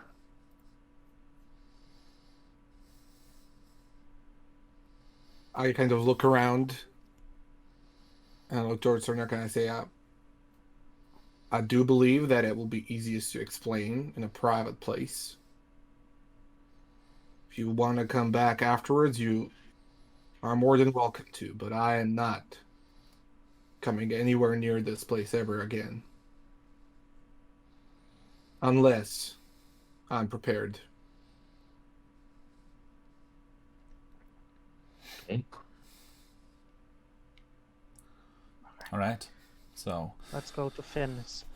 with those words, and with an unconscious Myra in Tani's arms, you guys set out from the warehouse, getting a few nods from the black hats that are now guarding it. You see that there's already a squadron of about 10 guarding the perimeter, both on this side of the street and on the opposite side, keeping an eye on the building altogether. It is quite a walk through icy, cold streets with a cold wind, and even as you get back among people where very quickly, despite your haggard appearances and carrying an unconscious body, you do not draw much attention. It's just that kind of a city, and especially this part of the city is not one in which you would draw much attention to begin with. You make it back. But probably hail down a carriage at some point, just for the rest of the city. Okay. Yeah. If you want, roll a D100 to see how fast you can find a carriage.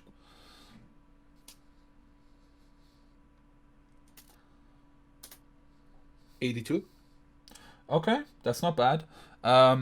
So you walk for about 15 minutes or so before you finally find one that is waiting and awaiting passengers, essentially. So you can pay, let's say, a gold piece to carry all of you back to the Stormcrow Tavern. And from there, it still takes a good 35 to 40 minutes to make your way all the way back, because you were quite deep inside of the Cat's Eye district.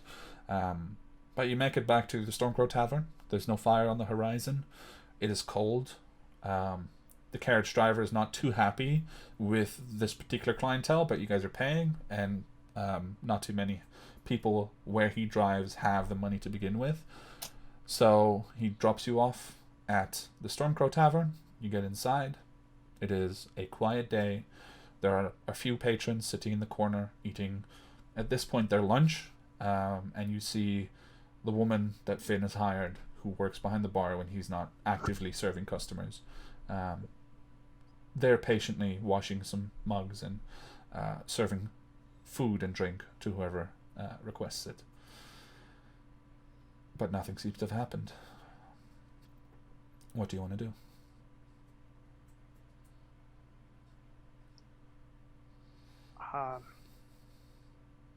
Let's go to a private room.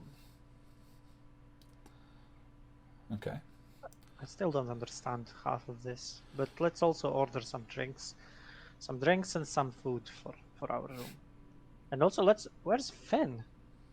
Tani, maybe you should go and ask where Finn is. You do not. Mhm. And I'll go walk with Myra still in my arms. Okay. And go towards The woman behind the bar just kind of stops, and she looks at you a bit surprised, but you get the impression that working in this particular tavern, she's used to some unusual things. So she doesn't make mention of Myra unconscious in your arms, and just looks at you and raises an eyebrow. Is Finn okay? Is the tavern okay? Is Finn here? Finn is fine. The tavern is fine. And no, he's not here. He's currently dealing with some delivery issues that we were having. Delivery issues? Yes. Is that code for taking care of things? Because the tavern was in danger. Didn't you hear about that? No. Okay. The- Well, can you tell Finn that as soon as he comes in, we're gonna go to our rooms, and Of course. can you tell Finn Do you that need any Tani food, asked- drink while you're up there? Yes. Yes. Okay, I'll make sure to bring it up. Okay. I'll get you some lunch. Have Tell Finn to come I will. as soon as he. I will. Okay. Don't worry. I know who you Is the are, tavern even if you don't know me. Is the tavern really okay? Yes, it's fine. Look around you. There's nothing wrong. Okay. I don't know what you think would have happened, but it's all good. Okay. And then I'll go. Okay. Have Yeah. I'm trying to make sense here of what a bathroom would look like, and if it would be at least something with a reflection on it. It can be a bowl of water or something. I just want to check. I would say a The bowl of marketing water plan. would be your best bet at a reflection. Yeah. Finn's Tavern doesn't necessarily have any mirrors in it. Yeah. I just want to check out the markings Okay. on my skin. Have an initial glance at it at least. So probably as the rest of the group hustles upstairs, you kind of ask them or tell them, hey, I'll be up in a second, and you get a bowl of water, like a proper bowl with a larger surface in which to check out your reflection. You get it upstairs and find a place, maybe actually in the bathroom itself, which is not the most savory place, but it's a private place, and you can place down the bowl and check it out, and you're like you start to check it out, trying to get a better look, but you realize that the room is quite dark. And as you're grasping, trying to get a better look, trying to get some kind of glimpse of the reflection, you even push the door open a little bit, but too much risk of somebody seeing, and the light coming in isn't that strong. Suddenly popping into existence around you. 1, 2, 3, 4 glowing orbs of light. Yeah. And you get a good look, and it is a small, black, yet not black spot that has similar dimensions, similar impossible dimensions to what you saw previously in that other place. And it seems to be moving and turning as if it's a real thing instead of just a marking. He was absorbing that, but only with half of his mind, because the rest of it was still trying to figure out how the fuck he did just materialize these orbs of light. And as you start to contemplate it a bit more, they poop, poop, poop, poop, you lose concentration and they blink into existence. Yeah. I was trying to, figure out, perhaps this was intentional because it was what I was going to say. I was going to try to figure out how to undo it, because I did it, but I have never done it before, so I was just trying to figure out how to undo it. And, well, distracting myself looks like an option number one. Yeah. So, in fact, you probably find it harder to get them back again than to drop them. Okay. I cover it again, and I'll go join the rest of them. But I sit a bit more distanced in the corner. Okay. And I'm just sitting there, same attitude that I was having before. Okay. So you are all gathered in the large bedchamber on which you once, I believe, tied up Tani after she attacked the group. But now all free except Myra, who is unfortunately still unconscious on the bed. You are gathered here in privacy to discuss whatever you wish. The same chamber where we also went into the dream world? Yes. Okay, yeah, so fond memories. Yeah, that's what I mean. Can we try and wake Myra up, or do the Definitely. 1d4 hours or something? Yeah, I'll try and wake her up. You need to get a little bit of healing something into her if possible. Ale always heals me. Let's try that. I've got nothing I've got ale. on my person. Actually, try ale. I'll pour some ale into Myra's mouth. Okay. Around me. Does no Does one anybody stop have a healing this? potion? So as Jean-Jacques, as you look around, anyone got a healing potion? You see Barnack leaning over Myra with a flask of ale, just trying to pour a little bit into her mouth. Barnack, what the fuck are you doing? There's a bit of spluttering. Ale always helps me. But she doesn't She wake will up. choke on it. She has no ability to swallow right now. I do. So you Does probably anybody move have a healing potion? Myra onto her side so she can spit out the Yeah. stuff a little bit. I don't know if anyone still has a healing potion though. No. No. Well, maybe. All right. I don't think so. Well, I don't remember, because I remember when you go unconscious and if you're stabilized, you do wake up within. Yeah, you have a time certain frame. time frame. It's just you probably Wait, will have to wake Now up. I suddenly realize that I do have a healing potion, because actually I go, and this is funny, I go and I check for the healing potion, and I should have it because I used it the first time we went down there. When did you use it? Oh yeah, you gave it On- to the guy. Yes, in the well. So you still have yours Right. now. Okay, That's right. so yeah. So I check for it, and Yeah. and then you I realize- make more sense of what Yeah. happened. Yeah. And then you realize that the person that you gave it to initially was Still still there, in a cocoon down there. Yeah. I grab it, and I hand over to Barnack. Without saying a word, actually. This was entirely inside my head, but Okay. I did just hand it over to Barnack. Oh, that's better.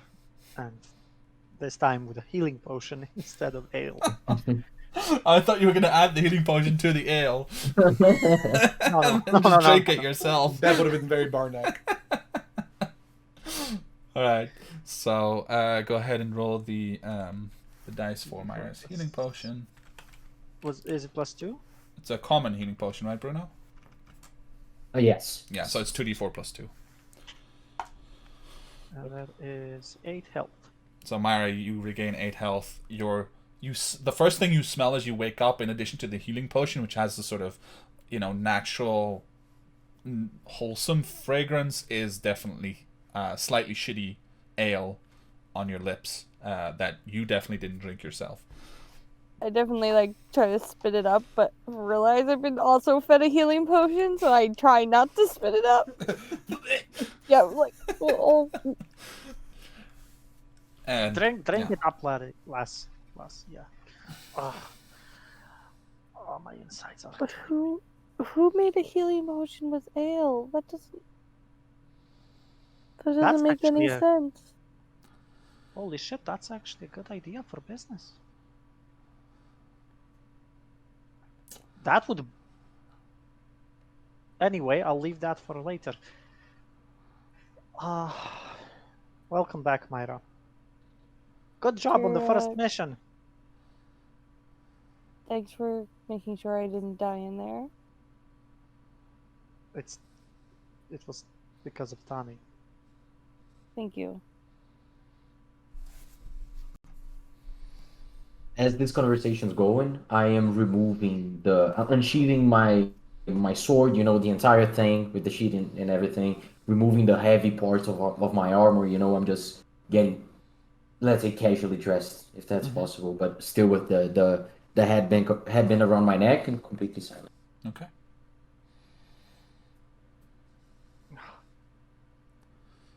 So, I guess some explanation is in order. Yeah, what the fuck happened? What did I get myself into? John Jack's staring out. Is there a window in the room? there's definitely a window. It looks northward onto a small courtyard between several buildings that are adjacent to the tavern. So he's staring out of that, maybe looking at a couple kids playing or something in that courtyard, and just stands there for a few seconds. Well, this is it's a bit tricky to explain, but we went to the warehouse. We dispatched some of the ruffians that were guarding the place, and we're gonna go downstairs. and we did. I know that's confusing because I've gathered as much that you don't really remember that part, and so I'll try and explain it as much detail as I can.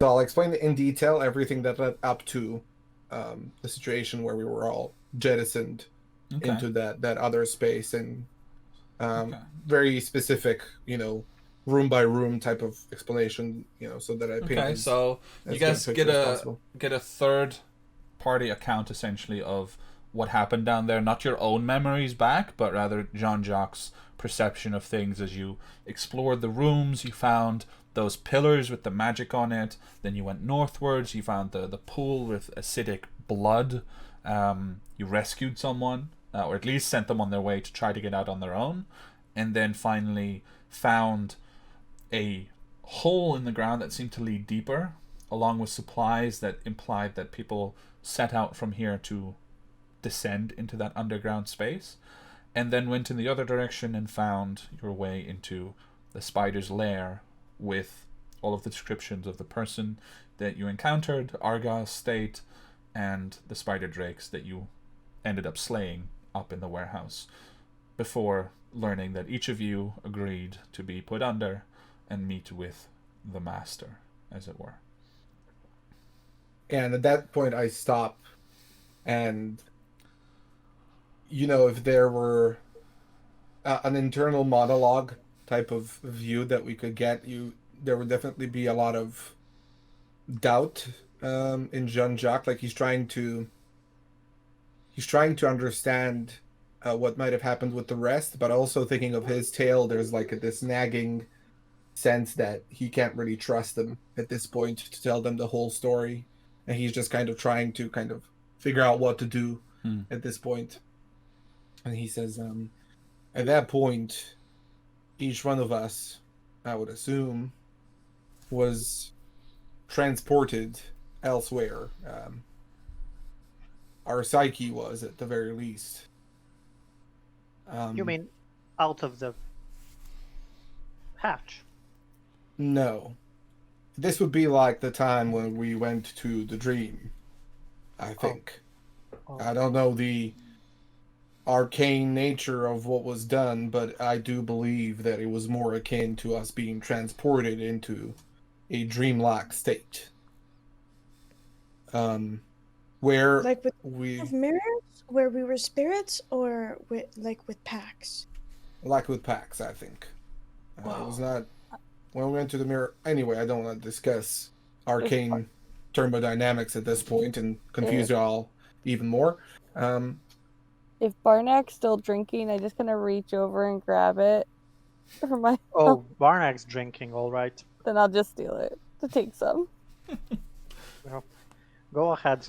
There's more. I'll just take another one. Yeah. Now, I don't know what y'all saw, because I believe that the person that did this made it unique for each of us. But on my end, before meeting with the master, I had a brief encounter with another. One we've met before, who made sure that I had a way out. And after hearing the master's offer, his assurances that he was interested in giving free will to the people, I was enticed. I have to say, I was very close to taking his deal because it seemed mighty fine to me. But I was unsure because I believed that none of y'all would have taken it either. So I decided to leave it up to fate and flip a coin. And as I did that, I felt him influencing the outcome. And for a person that espouses free will and the ability of an individual to choose his fate, I felt that that was, well, a lying piece of shit move. So I decided to get myself out of there. And it seemed that I managed to get y'all out of there as well, and we found ourselves back at the warehouse. I stand up. Mm-hmm. I go towards Jean-Jacques, and I have my, I'm not wearing any part of my clothes that are armor. I'm carrying them on my hands, and I go towards Jean-Jacques, and I say, "Is every single bit of what you said true?"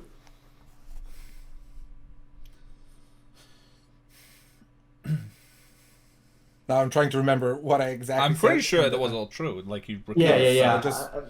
I I'm only also left out some true, details. true. Yes, every single bit of what I said is true. Okay. I turn around.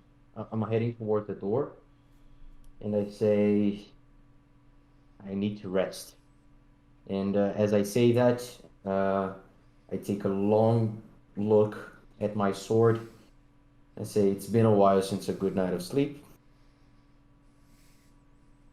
If you need anything, just go after me." And if that means going to the what's the name of what was the name again of the Lord where Lord who was Storm. hosting us? Yeah. It was Lord. Yeah. Lord Fennec actually was the one who was Yeah, Fennec Storm. Fennec hosting Storm. us. Fennec Storm. Yeah. Oh yeah. If I need to go there to actually rest in my room, I know it's closed, you know. No, you have rooms here at the Uh-huh. tavern as well, so it's up to you. But how private and how quiet? Because I really wanted the place that I was calling my room at this moment. If I need to leave this place, so be it. But I'm going. I don't think either were inherently private rooms because you shared the bed at Phoenix with Jean-Jacques actually, and here you probably shared rooms as well.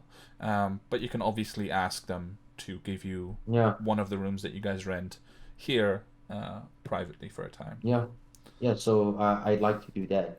And Use while I'm the doing so, I ask the whoever's booking the room for me to warn you guys that I was in room whatever, what Okay. room I was in. But Turnock, before you leave, are you okay? We saw you on the floor. We saw you almost dying. Or dead. I don't know. Are you So you okay? know, yes, and because of that, you know that I may need some rest. I literally went hell and back, and I turn around and I go. Okay. So Turnock just exits exits the room, not giving you enough space to ask more questions immediately. I have just a question for Bruno. Did Turnout like emphasize that to hell and back in the sense of that he was meaning it literally, or did he just use it as a turn of phrase, kind of, so that it's not as clear? I said it in the same tone that I was saying Okay, so everything. probably yeah. Okay. At that, kind of blank. Yeah. Because I don't think I would have noticed per se that he died because he was like 60 feet away. So just wanted. Yeah. Okay. So the four of you remain in that chamber. That boy needs to. We need to. He died back there. I saw that. So yeah, let him rest. Maybe he does need a good night's sleep for this. I How think are we the all rest need of you? sleep. Could Wait. use a night of rest. Wait, why am I forgetting this? Jean-Jacques, did we get Argyle? Well, I did explain in detail, I guess, what happened. So I would Yeah. have told you that What he became. or he became. But maybe if maybe that wasn't as clear, right? Maybe Jean-Jacques Yeah. skipped over it. So Yeah. I'll say, no, we did not. The spider was quicker. I think Argyle's gone for good.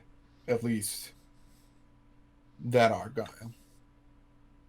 I think he's something else now. And does that also mean that the golden diamond, I mean the apple, if you're still using that code word, is it alive then? Is it still working? No, I don't have a reason to believe so. But you said you heard those things, those... I did not say that.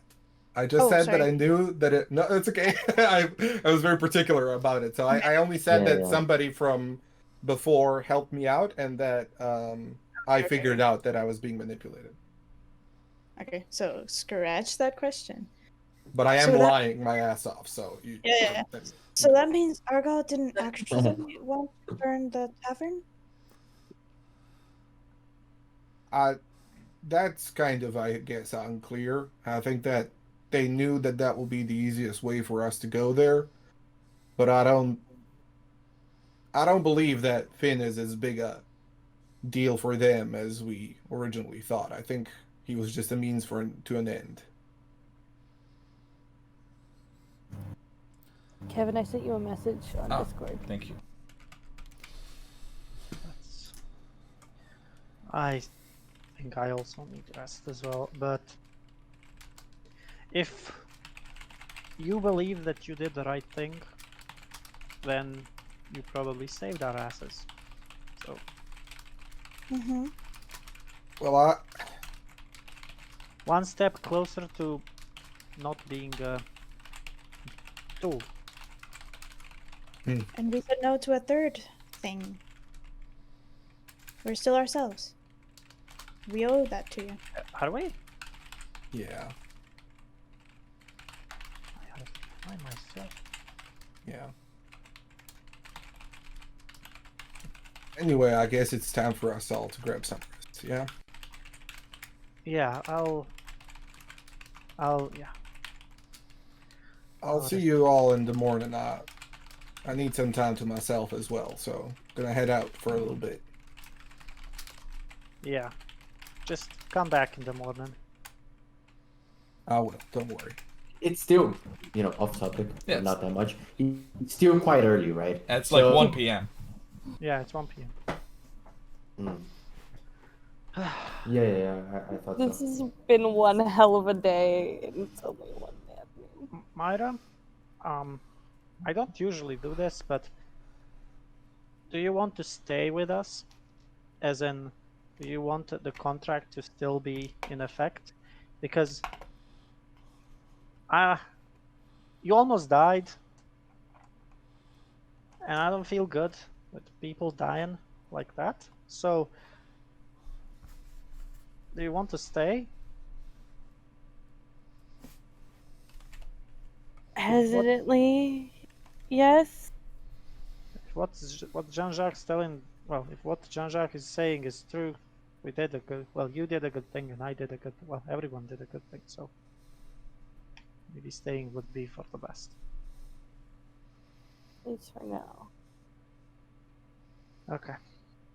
Well, I'll go get piss drunk and then sleep it off, Okay. and I'll go to the main room of the So tavern. as you're about to exit, the door actually opens on its own, and it's Finn. You have been served lunch by now, but it's Finn carrying another platter with some meat and some cheese and stuff like that for snacks. And he comes in and he says, "Hey, I heard you were asking for me. What's happening?" So nobody tried to burn the tavern? No, Like, kept an eye out, but no one came close. are you sure? Like, are I'm you sure. really, really sure? I'm sure. Don't worry, it's a hard to burn tavern anyway. I tried a couple times by accident and nothing happened. How can you try by accident? Well, I'm not exactly a very gifted cook. So, accidents happen. But it didn't burn down. And I've always thought it's a little blessed in that way. So I don't think I have much to worry about, but I appreciate the warning. What about you guys? You look like death itself. What happened to you? He looks around the room, Well- minus Turnock. We tried to stop the people that wanted to burn the tavern, and it got complicated. As it always does. By the gods, I mean, what did you run into? I thought you said it was Argyle trying to burn down the tavern. Isn't that just some scrawny little shithead? Spider drakes. He looks at Barnack, displeased, and then looks at Tani and says, "Is that what I think it is?" I nod. If you're thinking of a blend between spiders and dragons. Yes, that's what I was thinking. Yeah. Well, wait. Did the big one die? The ugly one? Because Turnock's not here. Oh no, he's resting. He did die, Alright. but he's back. Don't worry about it. He is a tough cookie. If you say so. And You reckon I should bring him some food too? And he just places the platter with the meat and the bread and the cheese on the Nah. bed. Leave him. He needs time alone. Alright. Well, just holler if you need anything else. I'll be downstairs, back on duty. Yeah, I'll walk with you. Alright. He turns away, just briefly reaches out, squeezes Tani on the shoulder, and then heads out. With Barnack at his side. I clean up, preferably by running a bath. I maybe get one of the or the girl that was tending the tavern to run me a bath and stuff. And then as soon as I'm done, I put on some of my regular clothes because I think I need to let the others air out at least. Probably, yeah. And Although then the magical robe cleans off pretty easily. Good, awesome. Well, so I'll keep that on my person or whatever. Okay.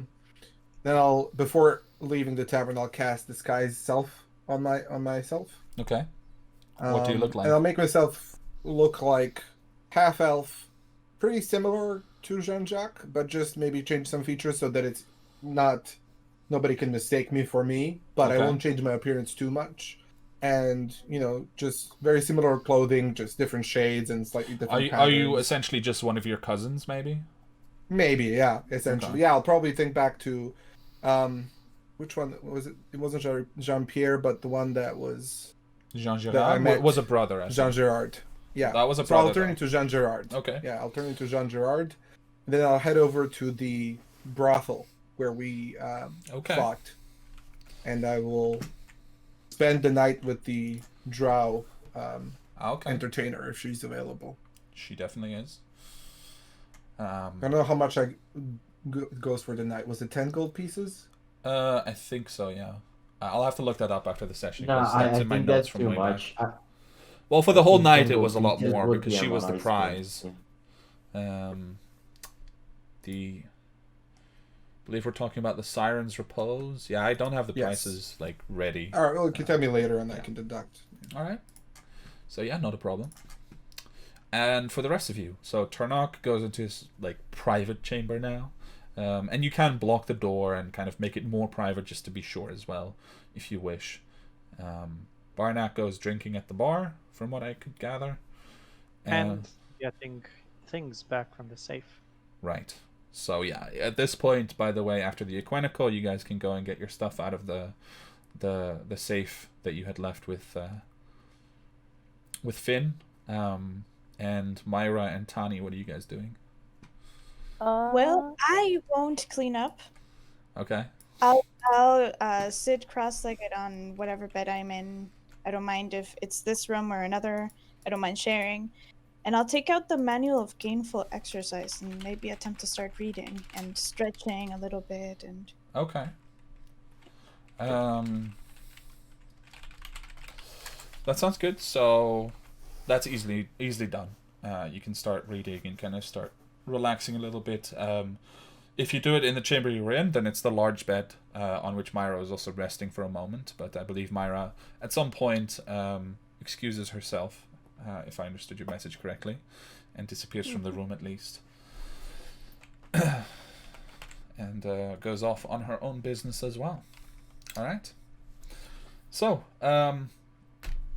for the rest of this Thursday, March 15th, you guys are recuperating, recovering, and trying to get through your things on your own.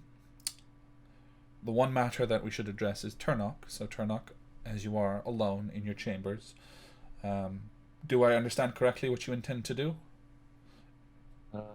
Yeah, I believe so. There's Okay. not much left. You attempt the ritual as you've learned it. You fall asleep. And you find yourself sitting in a meeting place, alone. A thing that hasn't happened since you started your training. No one comes. So you get your rest, even a full rest if you wish. At least a short rest. But you do not achieve the goal that you set out for.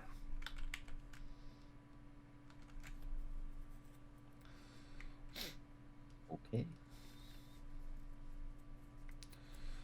You have contingencies for this situation, but for the Oh, boy. moment, yes, there are, ways in which you can try to earn that faith back. But we'll discuss that off stream. Yeah. The methods by which. But you understand that in this moment, based on the choices made, you have at least temporarily broken another bond that you had previously. Okay. All right.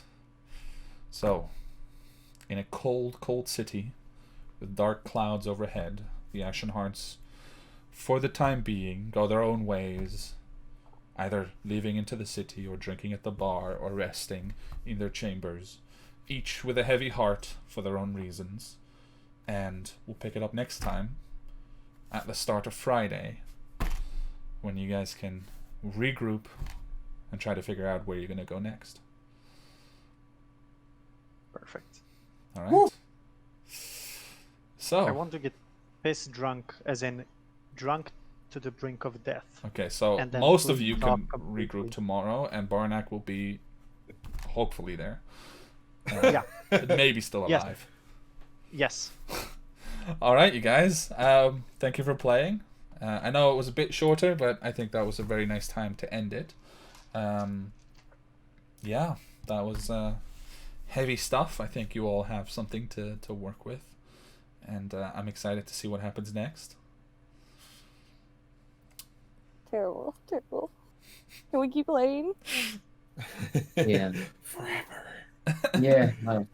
Yeah, let's make it a Don't you 10-hour have session. like 5 extra hours to spare? I mean, I do. I have vacation, so I have nowhere to go. Yeah, but I think that's a good point to see, and next time we'll get together. I think it'll be quite a discussion to see what you guys want to do next, but you know, you have your goals outlined, so there's Course Father, there's the island, there's other stuff. That's all been discussed previously, so it's more you guys deciding where you want to go next, and if anybody wants to bring anything to the table and say like, hey, you know, we need to talk about this, of what happened today, then of course feel free to do that as well. Wait, so we're not just supposed to repress those memories? That's up to you. I think Myra's probably quite good at repressing things at this point. I don't know what you're talking about. But yeah, anyway, let's call it there, and we'll play next time again and see if we can turn this slightly depressing party into something a little more upbeat, as you guys used to be. Whose fault is that? What? It's not Whose my fault fault. is it? I have no idea what you mean, you know? I run a session and I just see your faces falling. I assume that's your own fault, so I'm definitely blameless in everything that ever happened ever. Of course. Yeah. Of course. All right. Well, I hope you guys had fun. And stream, thank you for watching, and we'll see you next time. No questions today, but we'll do a bigger question and answer session after next time and see where we are then. But I think we all have stuff to process for now. So thank you guys for watching, and we'll see you next time. Bye-bye. Bye, fellas. Bye bye.